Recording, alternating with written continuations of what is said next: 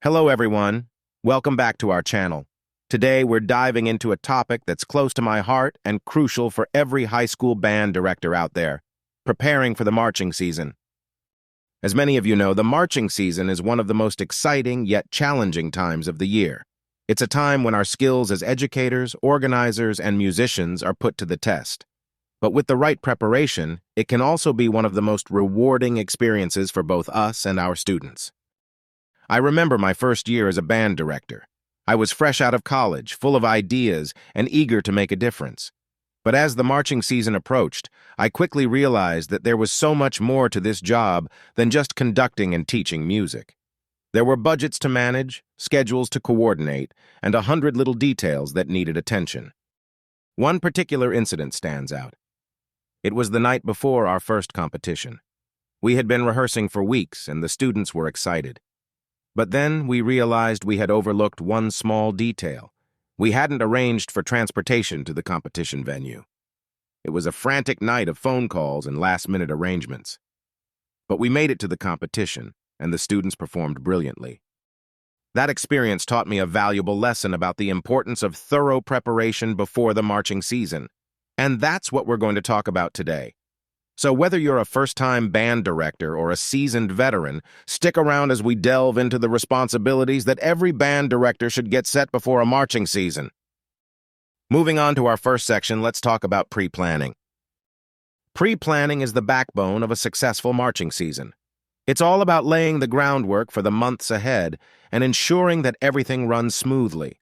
This involves creating a detailed calendar of events and rehearsals, assigning roles and responsibilities, and setting clear expectations for the students.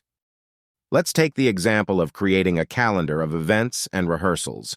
This calendar should include all the important dates for the season, from the first day of band camp to rehearsals, performances, and competitions. It should also include deadlines for things like uniform fittings and instrument maintenance. Having this calendar not only helps you stay organized, but it also allows the students and their parents to plan their schedules accordingly. Now let me share a story from my own experience. A few years back, we had a particularly busy marching season lined up. We were participating in several competitions and had a number of performances scheduled. I knew that keeping track of everything was going to be a challenge, so I decided to create a detailed calendar and shared it with everyone involved. As the season progressed, I realized how invaluable this pre-planning was. There was one instance where we had a competition and a performance scheduled on the same day. Because we had the calendar, we were able to spot this clash well in advance and reschedule the performance. Without this level of pre-planning, we would have found ourselves in a very stressful situation. So, remember, pre-planning is not just about making your life easier as a band director. It's about setting up your students for success and ensuring that the marching season is a positive and rewarding experience for everyone involved. Let's move on to our next section, which is all about budgeting. Budgeting is a crucial aspect of preparing for the marching season.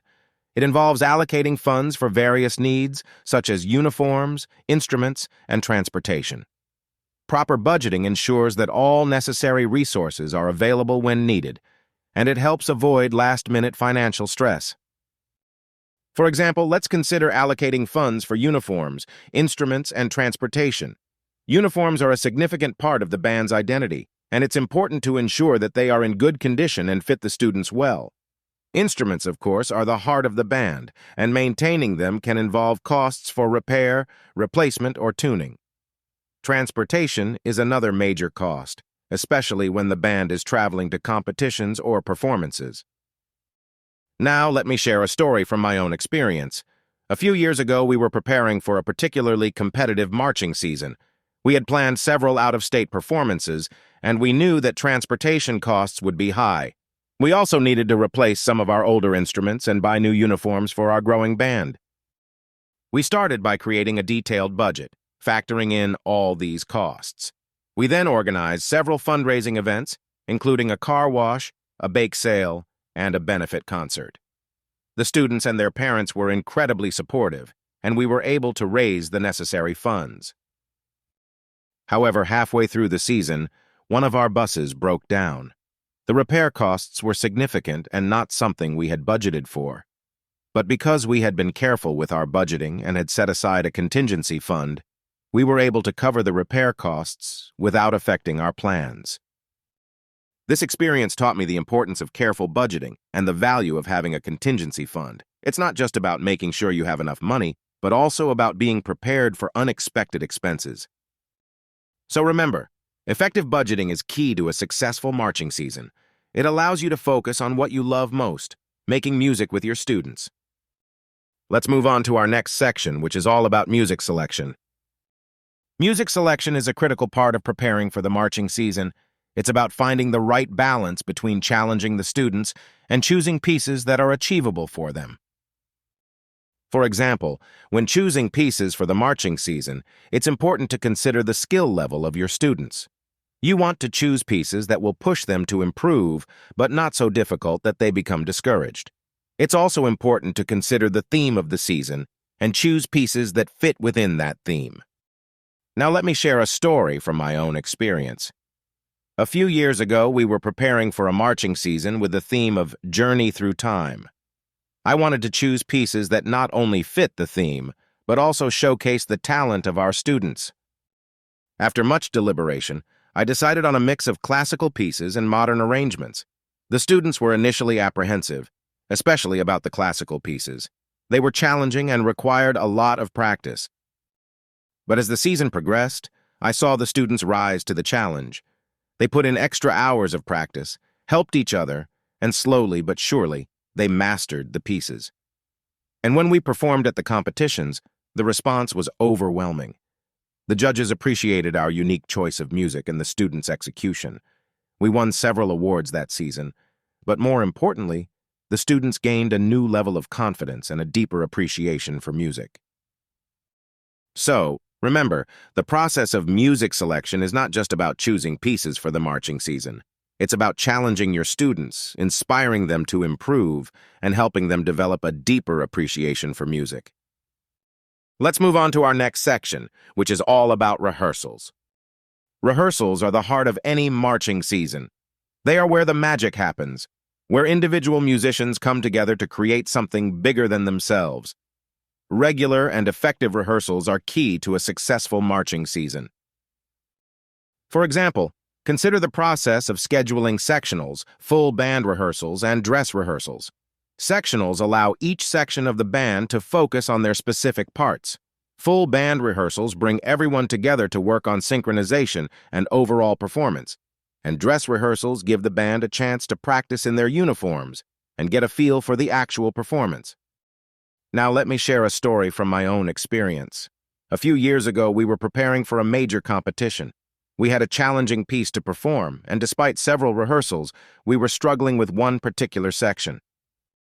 So I decided to schedule an extra sectional for the woodwinds, who had the most challenging parts in that section.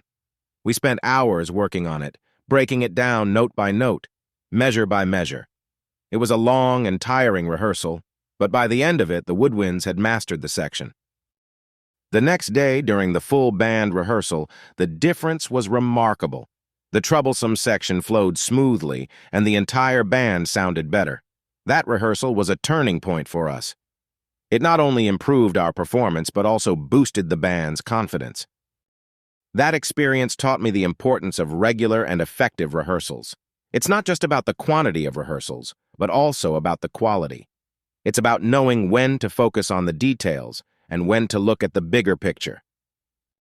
So remember, effective rehearsals are key to a successful marching season. They help your band come together as a team and enable them to give their best performance. Let's move on to our next section, which is all about communication. Communication is the glue that holds all the other elements of preparing for the marching season together. Clear and consistent communication with students, parents, and school administration ensures that everyone is on the same page and working towards the same goal. For example, consider the role of email, social media, and meetings in keeping everyone informed. Email is a great way to send out detailed information and updates. Social media can be used to share photos, videos, and quick updates, and meetings, whether in person or virtual, provide an opportunity for discussion and clarification. Now, let me share a story from my own experience. A few years ago, we were preparing for a major competition. It was a busy time. with lots of rehearsals and activities. Despite our best efforts, there was some confusion about the schedule among the students and their parents. So I decided to hold a meeting with the students and their parents. We went over the schedule in detail, discussed expectations, and addressed any concerns. I also set up an email newsletter to send out weekly updates and reminders, and we used our band's social media pages to share updates and celebrate our progress. The impact of these communication efforts was immediate and positive. The confusion was cleared up, and everyone felt more informed and involved. The students were more focused during rehearsals, and the parents were more supportive of our efforts. That experience taught me the importance of clear and consistent communication. It's not just about sharing information, but also about building a sense of community and teamwork. So remember, effective communication is key to a successful marching season. It keeps everyone informed, involved, and working towards the same goal. And that brings us to the end of our video on high school band directors' list of responsibilities to get set before a marching season. To recap, we discussed the importance of pre-planning and how creating a detailed calendar can help keep everyone on track. We talked about budgeting and how allocating funds for uniforms, instruments, and transportation is crucial. We delved into music selection and the balance between challenging the students and choosing achievable pieces. We emphasized the role of regular and effective rehearsals in preparing for the season. And finally, we highlighted the role of clear and consistent communication with students, parents, and school administration. Remember, preparing for the marching season is a journey, and every band director's journey is unique. So I'd love to hear about your experiences. What strategies have worked for you? Do you have any tips or tricks that you'd like to share? Please leave your comments below. And if you found this video helpful, don't forget to like, share, and subscribe to our channel for more band director tips and tricks. Thank you for watching, and here's to a successful marching season.